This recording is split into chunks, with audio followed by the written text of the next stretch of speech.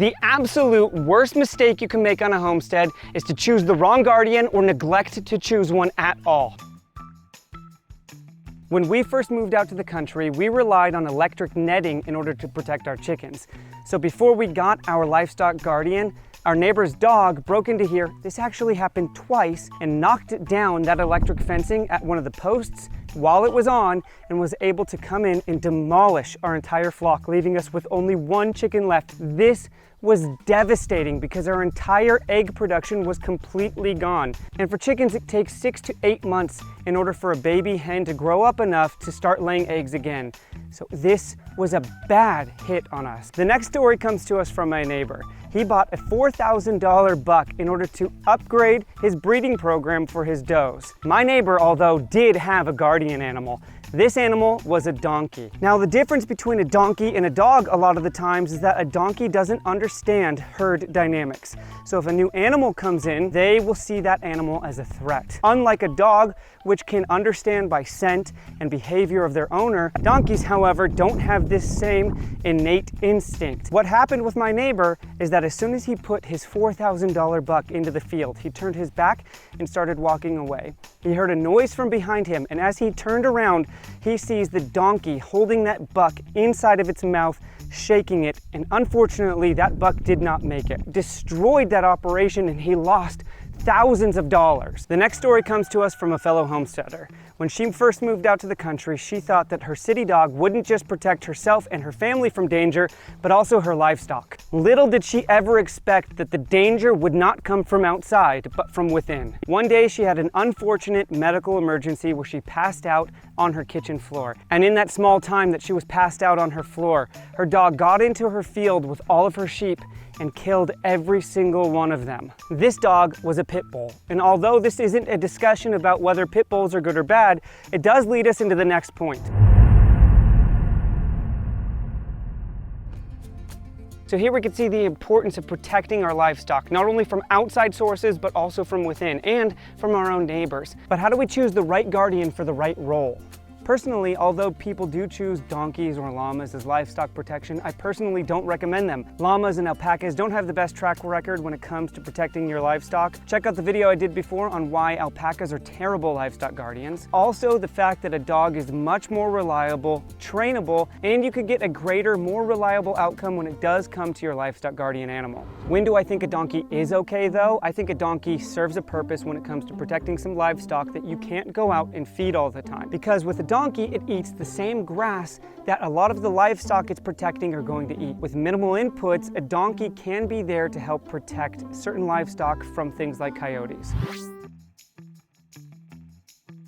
First, there are many roles that a dog can perform on a farm, and it's understanding these roles that can help us understand how to choose the best livestock guardian in any of our circumstances. These roles are livestock guardianship, shepherding, companionship, and guardianship for things like people. For thousands of years, people have been breeding to get these specific traits out of specific dogs. So not every dog is going to have each of these traits inherent within them.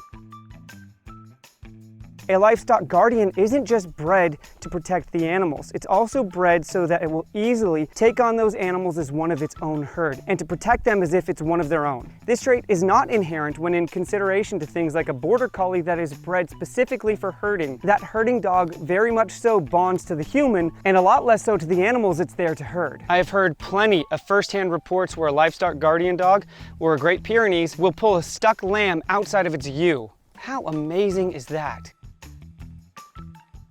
Herding dogs come in a wide variety, from border collies to Australian shepherds and even those tiny little corgis. Herding dogs are known to be some of the smartest dogs in the entire world, but they have a problem when it comes to livestock guardianship. They're mainly bred to move livestock and not be with them all the time.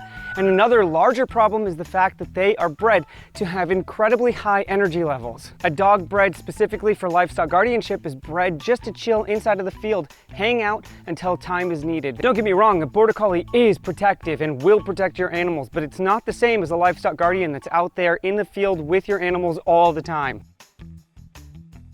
Guard dogs are probably one of the most misunderstood when it comes to livestock guardianship, because most people assume that just because they're bred for guarding means that they're going to guard their livestock. Although the dogs like Dobermans and Rottweilers are bred for protection, they're specifically designed to protect people and property, not so much animals. They're not the best at being out with your animals inside of the field all day long watching over them.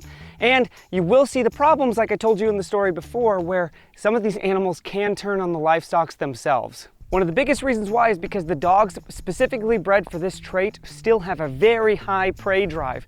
That high prey drive allows them to really protect their masters, but it doesn't do very well when it comes to livestock because obviously livestock are prey animals. Their aggressiveness and their drive to protect humans is way too high to trust them with any of your livestock.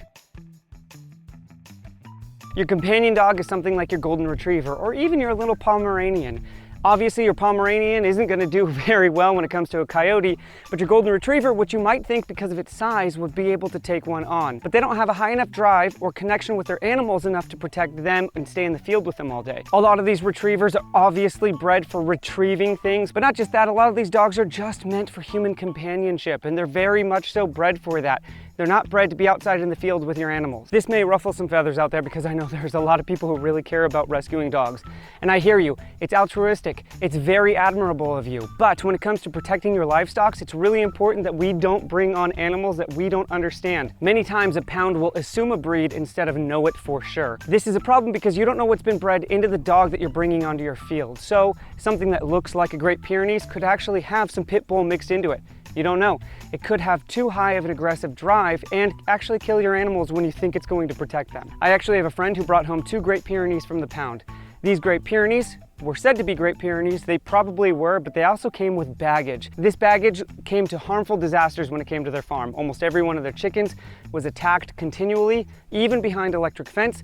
If a chicken got outside of that electric fence, that dog was on it and would attack one of their chickens or their guinea fowl. Because these dogs were such a problem, they had to rehome them, and it became such a pain and a heartache for their chickens, for themselves, and it was a really big pain. So, as much as you can avoid it, try not to get a dog from a pound. They come with too much baggage and too much unpredictability when it comes to your farm. Your responsibility isn't to those animals that are in those pounds. Your responsibility is to the animals that are on your farm currently. If you want to be a dog rescue or sanctuary, that's a whole different story, but this is about protecting your livestock on your farm, outside and from within, so definitely don't bring on an animal that's going to harm your animals from within the farm. So now understanding the breed types and roles, you could see the common mistakes that a lot of people make when bringing on a farm dog, not knowing the role that the dog's going to be taking.